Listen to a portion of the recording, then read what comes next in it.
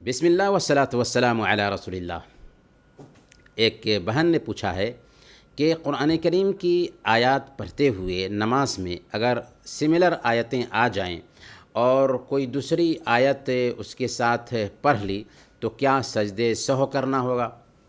دیکھیں، نماز میں سورہ فاتحہ پڑھنا یہ نماز کے رکن میں سے ہے، اس لیے اگر اس میں غلطی ہو جاتی ہے تو اسے مکمل کرنا ضروری ہوگا اور پھر سجدے سہو کرنا ہے۔ لیکن اگر دوسری آیتیں تلاوت کر رہے تھے تو ان آیتوں کی تلاوت ضروری بھی نہیں، سنت ہے، لہذا اگر ان میں غلطی ہو جاتی ہے تو کوئی حرج کی بات نہیں ہے اور سجدے سہو بھی لازم نہیں ہے۔